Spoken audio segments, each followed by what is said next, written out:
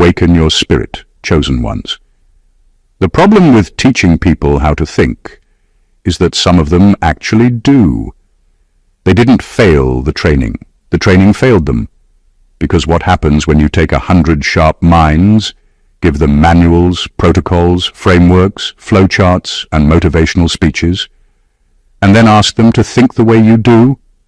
You don't get replication. You get resignation letters. Here's a fact that doesn't get talked about enough.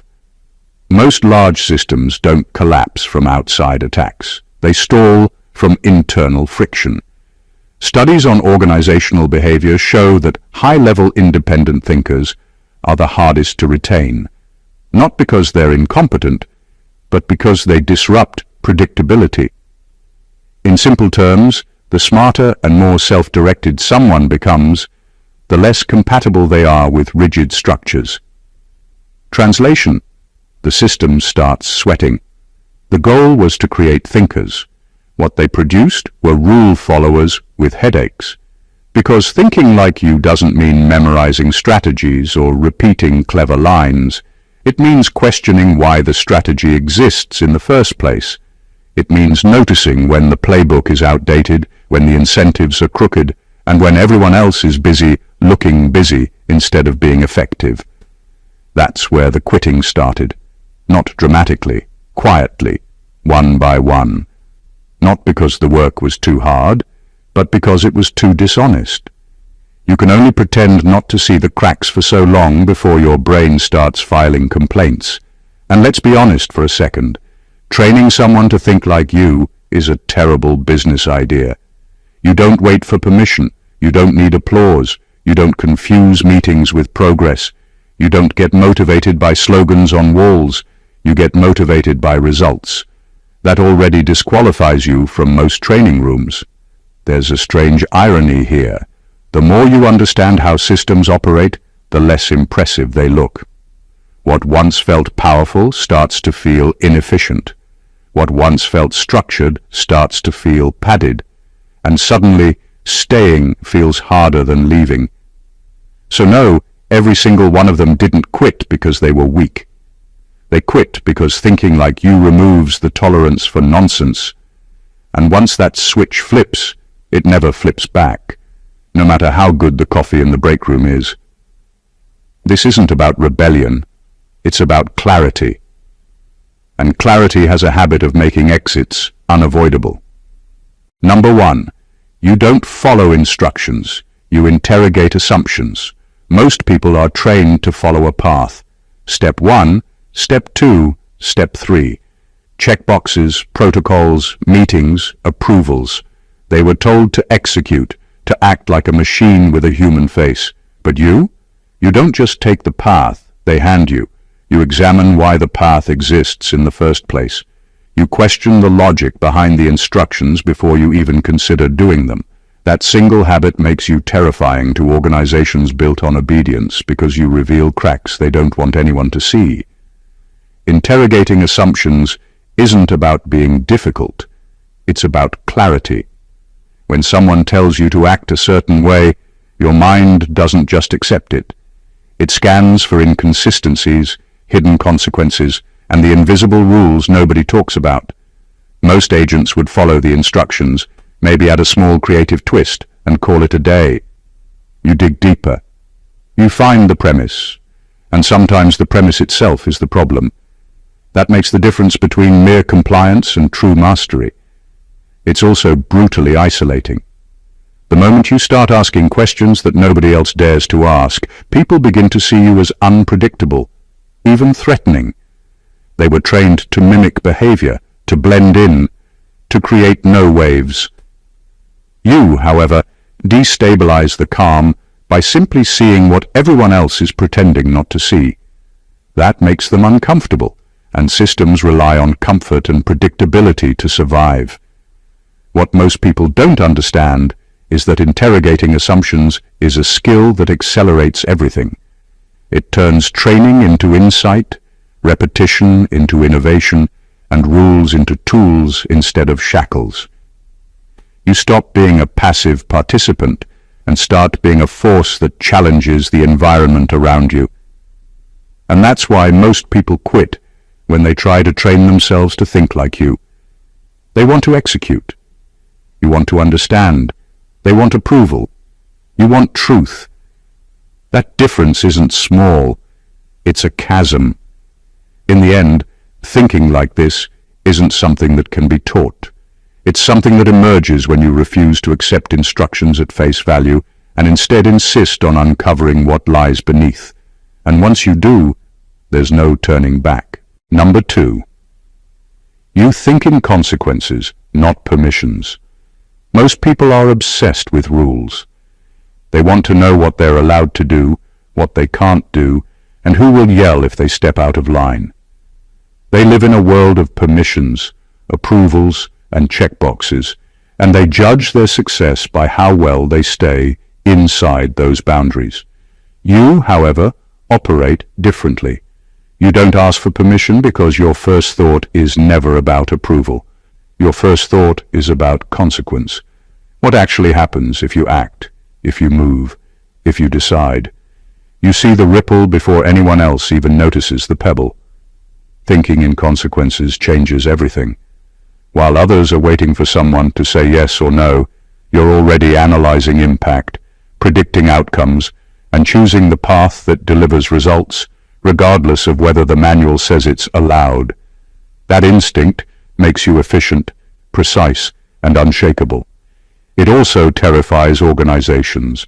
They build rules to control action, but when someone thinks in consequences instead of permissions, control becomes irrelevant. Compliance loses its power because results speak louder than checklists. It's not reckless, it's not arrogance, it's a refusal to let bureaucracy dictate effectiveness. You weigh risks, anticipate reactions, and calculate the domino effect of every move. You don't stop to ask if it's in the handbook, because you know the handbook exists for people unwilling or afraid to think for themselves. That mental shift creates a quiet but undeniable superiority. Others may look competent, following instructions perfectly, but their decisions are limited. You, on the other hand, are free to act, adapt, and dominate outcomes. Most people quit when they try to think like this because they can't handle the responsibility. Thinking in consequences means carrying the weight of your choices, facing the unexpected, and tolerating the discomfort of autonomy. Not everyone survives that mental pressure. You don't need permission, because your understanding of consequences is your compass. And once you think this way, waiting for approval feels slower, weaker, and ultimately pointless. It's not about breaking rules. It's about seeing what rules are for in the first place, and then moving past them. Number 3. You adapt faster than authority can respond. Most people operate on a schedule set by someone else. They wait for instructions, updates, and approvals, and by the time they react, the situation has already changed. You don't move that way. You read the environment, notice the shifts, and adjust before anyone else even realizes there's a shift.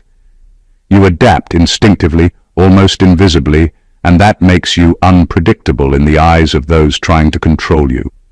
Authority relies on timing, set procedures, chains of command, and predictable reactions. When someone moves faster than the system can respond, the system feels exposed, vulnerable, and frankly, a little afraid. Adapting faster isn't about speed alone, it's about perception and anticipation. You notice patterns that others ignore. You see what's coming and change your approach before a single instruction arrives. That creates a quiet power because people trained to follow are always one step behind. They mimic, they correct, they adjust when told to adjust. You adjust because you see it, because it matters, because waiting is pointless. The gap between your instinctive adaptation and their delayed response becomes a chasm. That chasm is where influence, results, and control shift quietly into your hands without anyone noticing until it's too late. This kind of adaptability makes standardized training nearly useless. Most programs are built on repetition, consistency, and rules. They teach people to respond, not anticipate. They prepare agents to exist inside a framework, not transcend it. You can't fit into that mold because you are already outside it mentally, moving, pivoting, and evolving faster than any training manual can accommodate. It also isolates you. While others look for permission, reassurance, or precedent, you've already acted. That makes them uncomfortable and insecure, but it doesn't bother you. You aren't competing to blend in. You're moving to achieve, to survive, to dominate outcomes before anyone else even sees the board. And that's why they quit trying to train themselves to think like you. They can't outpace authority. You already have. Adaptation isn't just a skill. It's a mindset. And once you live there, no manual, no boss, and no protocol can catch up. Number 4, you don't romanticize loyalty. You measure alignment. Most people think loyalty is a virtue, a badge of honor to be worn proudly. They believe sticking around, obeying, and proving devotion makes them valuable. You don't play that game. You don't measure your worth by how long you stay or how much you sacrifice for someone else's agenda. You measure alignment. You ask yourself, silently, whether the people, the rules, and the objectives you're committing to actually make sense, whether they deserve your time, your energy, and your trust. And that perspective changes everything. When loyalty is blind, it becomes a trap. People who cling to authority, organizations, or traditions often end up working harder for someone else's success while their own potential decays. You've watched it happen 1,000 times. That's why you don't romanticize it. You observe, analyze, and decide. Staying becomes a strategic choice, not an automatic reflex. Leaving doesn't feel like betrayal. It feels like clarity. And most systems aren't designed to handle that kind of thinking. They want servants, not evaluators. Measuring alignment means you are rarely surprised by human behavior. You notice when agendas clash, when values diverge, and when the stated mission is just a mask for hidden motives. That awareness keeps you ahead. Others waste energy trying to prove themselves, overcompensate, or rationalize nonsense to stay loyal. You simply adjust. You don't burn bridges for the sake of principle. You build leverage where it matters and detach where it doesn't. That detachment is subtle, but it's powerful. Most people quit trying to train themselves to think like this because it demands honesty, discipline, and courage. Alignment requires that you look at reality without sentimentality, without excuses, without the comforting lies of tradition. You can't fake it. You either see it or you don't. And once you start measuring alignment over loyalty, your perception shifts. Relationships, rules, and institutions reveal themselves in their true form, not the one you were told to believe. That's not rebellion, it's clarity. And clarity always comes at a cost, which is why most quit long before they get there. In the end, loyalty is cheap. Alignment is priceless. And knowing the difference is what makes you unstoppable. Number 5. You're comfortable being misunderstood longer than most can endure. Most people are desperate to be seen clearly, to have their intentions understood, and to be appreciated for their competence. They crave recognition and validation because it makes their work feel safe. You operate differently. You are comfortable being misunderstood. You know that clarity in others' eyes is a luxury, not a requirement. While others burn energy explaining, defending, and justifying themselves, you focus on what matters: results, insight, and execution. That patience, that ability to exist in a space of ambiguity without losing focus, sets you apart and makes you quietly formidable. Being misunderstood is isolating, but you've turned it into a strength. When people misinterpret your actions, it's often because they are thinking inside a smaller, narrower box. They can't see the patterns you see, the long-term consequences you anticipate, or the logic behind moves that seem counterintuitive. Instead of correcting them, you let them stay in their comfort zone. You keep moving. You know that over time, the results will speak louder than explanations ever could. Most people can't endure that kind of patience. They need applause to keep going. You don't. This mindset also protects you from unnecessary friction. If you constantly tried to make everyone understand, you'd be trapped in a loop of compromise and dilution. By being comfortable with misunderstanding, you maintain autonomy. You work according to your principles, your logic, and your understanding of reality, rather than bending to perception. That freedom makes you unpredictable and powerful in ways that formal authority struggles to contain. Most people quit when they attempt to think like this, because the social pressure to explain themselves is relentless. They feel the weight of misjudgment, gossip, and impatience. You don't. You've internalized a truth that few can grasp. Being misunderstood is temporary. Being effective is permanent. The world will catch up eventually, or it won't. But either way, it doesn't matter to you.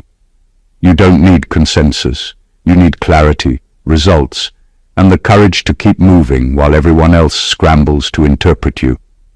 And that's exactly why thinking like you feels impossible for most. It requires endurance of isolation that few can summon, and patience that most will never master. Number 6. You don't confuse confidence with noise. Most people think being confident means speaking loudly, being visible, and proving themselves constantly. They equate volume with value, motion with mastery. You don't. You know that real confidence isn't about filling space or seeking attention. It's about knowing when to speak, when to act, and when silence carries more weight than any words could. That distinction makes you intimidating to those trained to perform rather than think. They shout because they are unsure. You stay quiet because you are certain. Confidence without noise is a quiet force. It doesn't need validation, applause, or recognition. You make decisions without the fanfare, execute without announcing it, and influence without explaining yourself. Others around you, conditioned to equate confidence with spectacle, misread your silence for hesitancy. They wonder why you aren't performing, proving, or showcasing. The truth is, you've already calculated the outcomes, seen the paths, and acted long before anyone else notices. That gap between perception and reality gives you an invisible advantage no training program can replicate. You also understand that noise dilutes focus. People obsessed with appearing confident spend more energy maintaining an image than achieving results. You channel that energy into outcomes.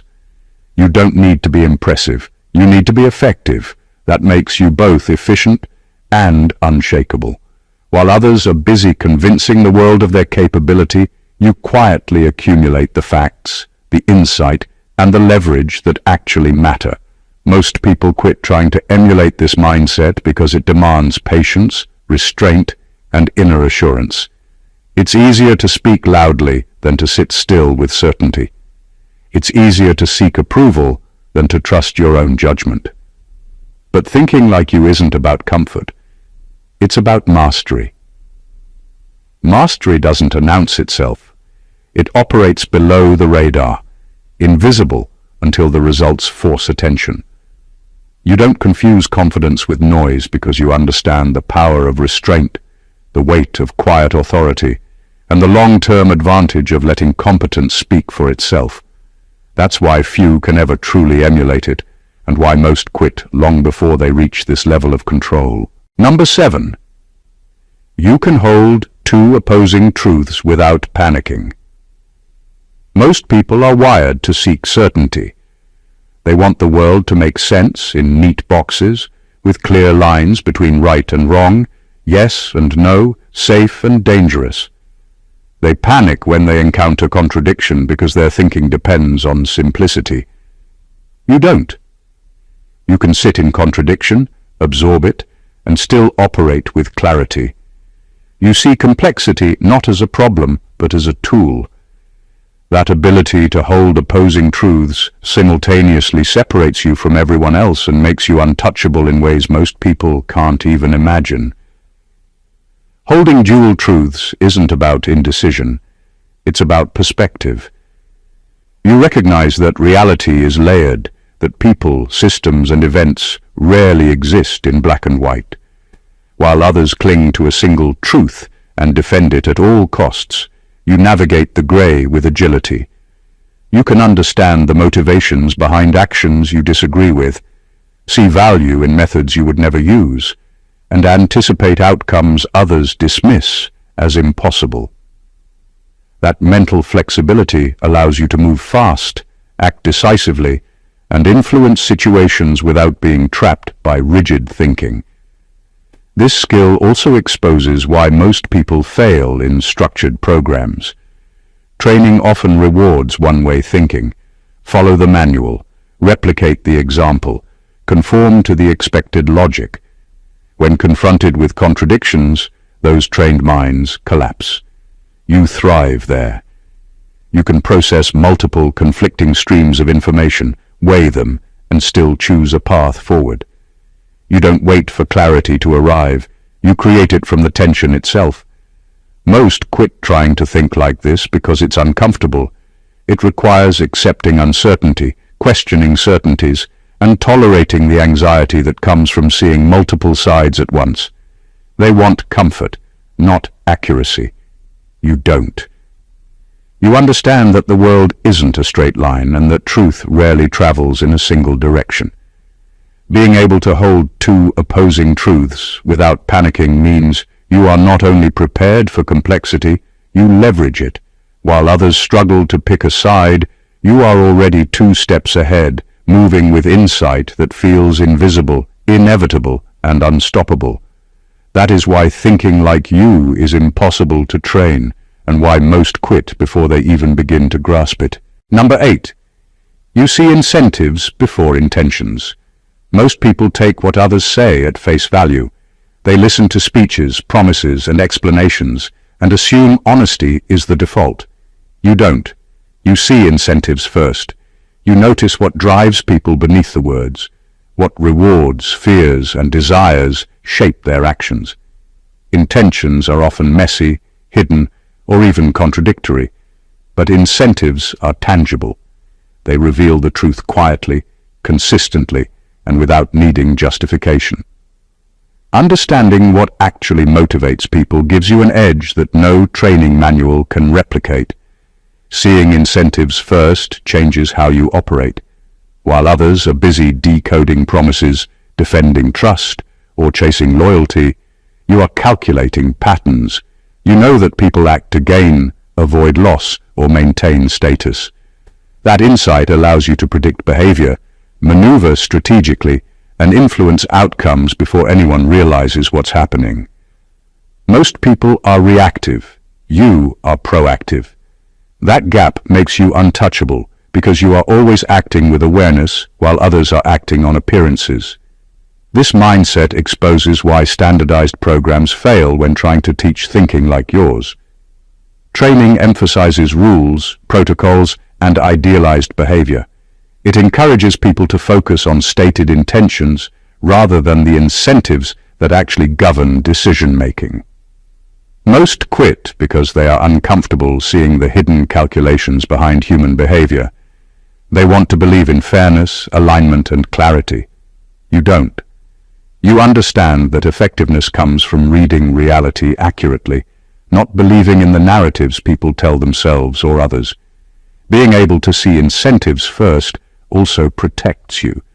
You don't get blindsided by manipulation, empty promises, or political games. You anticipate them, navigate them, and even leverage them when necessary. You understand that trust is earned through action, not rhetoric, and alignment is verified through behavior, not words.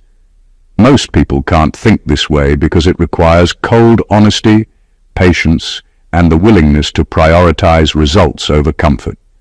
That's why they quit long before they get it.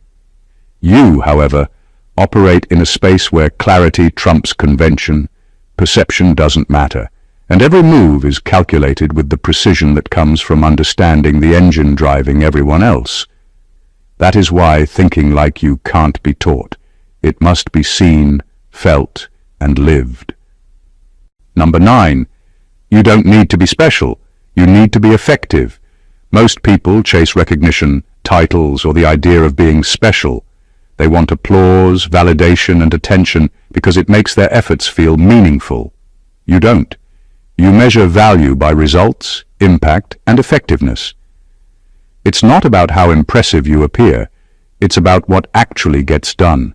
That shift in mindset makes you quietly unstoppable because while everyone else is performing for perception, you are producing for reality. Effectiveness isn't flashy. It doesn't need announcements, meetings, or presentations. It doesn't care if someone notices. You focus on the outcome, not the optics. You invest energy where it matters, cut through noise, and make decisions based on what works, not what looks good. That makes most trained systems uncomfortable because they are built to reward visibility and compliance, not genuine impact. While others are busy proving themselves, you are already solving problems, creating leverage, and moving results forward. This approach also changes how you handle failure and setbacks. People chasing special are fragile. They tie their identity to praise and recognition. You tie your identity to competence and execution. When something fails, you analyze it, adapt, and move. You don't need validation to confirm your worth, and that makes you resilient in a way most people can't even imagine. It also makes you frighteningly self-reliant. Systems are not designed for people who don't need permission or applause to act. Most people quit trying to think like this because it's uncomfortable to stop chasing attention. It requires humility, focus, and a willingness to exist in the background while letting results speak for themselves. It's easier to be special in someone else's eyes than to be effective in reality. But you understand that impact outweighs image every single time. You measure power in what you produce, not what you perform. That is why trying to train people to think like you fails. Effectiveness can't be faked. It must be done consistently, silently, and without expectation. And once you live by that, nothing else matters. Number 10. You treat failure as data, not drama. Most people fear failure. They see it as a personal reflection, a scar on their reputation, or a reason to stop. They panic, overthink, and sometimes quit. You don't. You treat failure the way a scientist treats an experiment. As data. As feedback. As information that tells you what works, what doesn't, and what needs adjusting. That mindset alone separates you from the crowd because while others are immobilized by fear, you are moving, iterating, and learning faster than anyone else. Seeing failure as data changes how you approach life and work. You take risks that others avoid because risk is no longer terrifying. It's informative. Each mistake is a lesson packaged in consequence, each setback a clue to improvement. You analyze it, extract value, and incorporate it immediately. That makes you adaptable, resilient, and nearly impossible to predict or contain. Systems trained to reward compliance are destabilized by this because failure becomes a tool for growth, not a reason for punishment. Most people can't handle this way of thinking because it requires detachment from ego. To see failure purely as data, you have to separate yourself from the result. You have to acknowledge what went wrong without personalizing it, without letting insecurity or pride interfere. That level of mental discipline is rare, and it's why people quit when they try to think like you. They get trapped in drama, in self-recrimination, in the desperate search for approval. You bypass all that because your focus is on learning, improving, and moving forward. This mindset also makes you fearless in decision-making.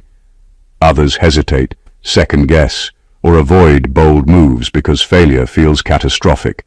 You don't. You calculate, execute, and adjust.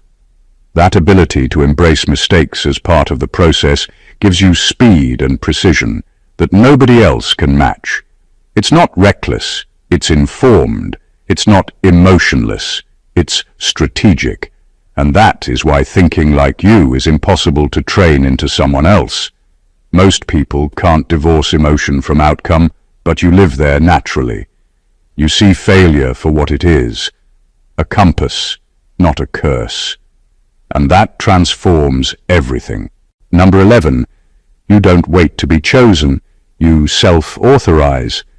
Most people spend their lives waiting. They wait for permission, for clearance, for recognition, for someone else to decide if they are ready or worthy. They chase titles, approvals, and validation because society has trained them to believe that being chosen equals being capable. You don't operate that way. You self-authorize. You decide when action is required, when an opportunity is ripe, and when it's time to move. You don't wait for anyone to hand you the green light, because you understand that competence is its own authorization. Self-authorization changes everything. It makes you faster, more decisive, and almost impossible to control. While others are stuck in queues, filling out forms, or pitching ideas for approval, you're already acting, adapting, and shaping outcomes. That's terrifying for structured organizations because they rely on hierarchy and gatekeeping to maintain order. You bypass that entirely. Authority becomes an observation, not a requirement. You don't ask if you can move. You move because it needs to be done. This mindset also requires responsibility. When you self-authorize, you own both the success and the failure of your actions. There's no one to blame, no safety net of approvals, no excuses to hide behind. That level of accountability is rare and uncomfortable for most people.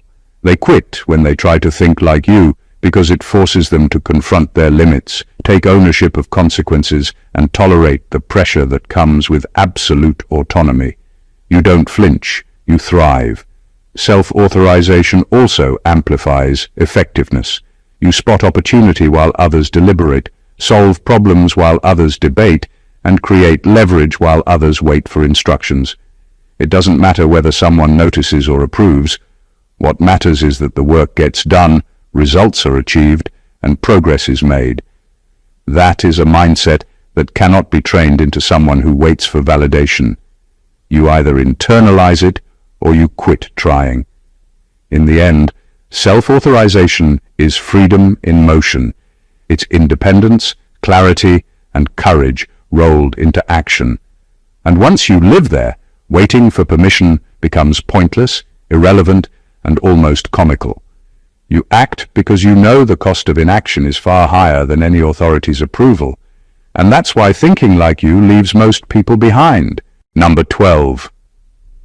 You understand power as flow, not position. Most people think power comes from titles, rank, or the corner office. They measure influence by who can sign the forms, who gives the orders, or who controls the budget. You don't. You understand that power is a flow, not a position. It's the subtle currents of influence, the ability to move people, resources, and decisions without anyone noticing the mechanics. You see where authority actually lives, not in the name on the door, but in who affects outcomes, who shapes perception, and who can pivot events before the rules catch up. Seeing power as flow changes how you operate. While others chase titles and jockey for position, you track influence, alliances, and leverage. You notice the invisible strings that make systems move and the weak points where shifts can be created. That perspective allows you to act decisively without asking for permission, to redirect energy without confrontation, and to produce results quietly but undeniably. People trained to respect positions don't understand what hits them when someone manipulates the currents instead of obeying the map. This mindset also protects you. Titles and hierarchies can be revoked, organizations can be dismantled, and authority can disappear overnight. Flow, on the other hand, is persistent. It can't be stripped, regulated, or controlled easily. You learn to navigate it, harness it, and even redirect it when necessary. That gives you freedom and influence that people who cling to position can't touch. Most people quit trying to think this way because it's subtle, uncomfortable, and counterintuitive. They want the clarity of a name, a badge, or a rank to validate their importance.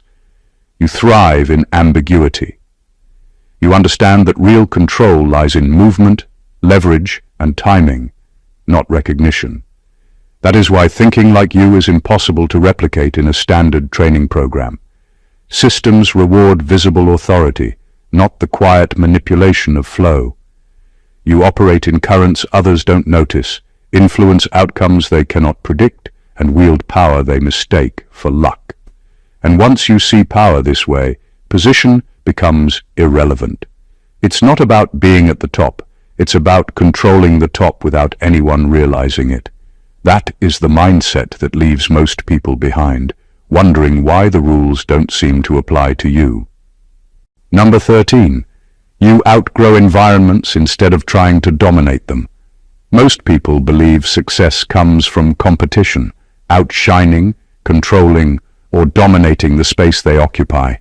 They fight to prove themselves, to be the top, to bend the environment to their will. You don't. You outgrow environments.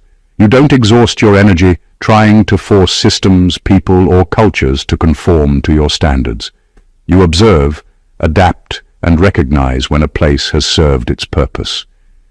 When growth demands more than the environment can offer, you move on quietly, deliberately, and without drama. That mindset is rare, and it's why systems designed to retain people break when someone thinks like you. Outgrowing an environment isn't about arrogance, it's about awareness. You see limitations, structural, cultural, or intellectual, before they trap you. You understand the boundaries of the space and the cost of staying longer than necessary. Most people ignore these signals because they've been trained to persist, conform, or fight for recognition. You don't. You act with clarity, knowing that true progress comes from stepping into spaces that can match your trajectory rather than forcing old spaces to bend under your weight. This mindset also frees you from unnecessary conflict. Others expend endless energy trying to dominate a system they outlive anyway, creating friction, resentment, and burnout. You avoid the noise entirely. You focus on what matters, investing your effort in arenas that can multiply your influence and growth instead of draining it.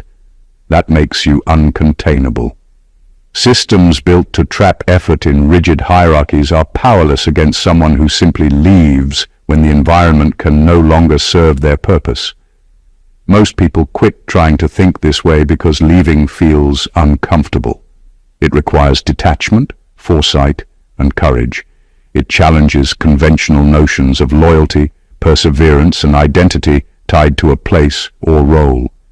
You don't need permission or validation to move. You self-authorize. You outgrow instead of fight, evolve instead of resist, and succeed without being trapped in unnecessary battles. And that is why thinking like you is impossible to teach. Most people are too busy proving themselves in the wrong spaces to realize when it's time to step into the right ones. Number 14. You weren't trained to think like this. You paid for it in real life. Most people believe thinking like you can be taught in a classroom, drilled in a program, or instilled through repetition. They imagine that copying methods, memorizing protocols, or following manuals is enough to replicate your mindset. It isn't. You weren't trained. You lived it. You paid for it in real consequences, sleepless nights, and moments that could have broken someone less resilient. That experience forged a type of clarity, toughness, and insight no training session can replicate. And it's the reason why those 100 agents couldn't stick it out. Every lesson you've learned came at the cost of experience. You've seen what happens when rules fail, when people lie, when systems collapse. You've absorbed pain, uncertainty and pressure that tested your instincts and demanded raw judgment. Those who try to simulate this in controlled settings quit, because they've never felt the weight of consequences. They've never had to decide between options where every choice carries risk.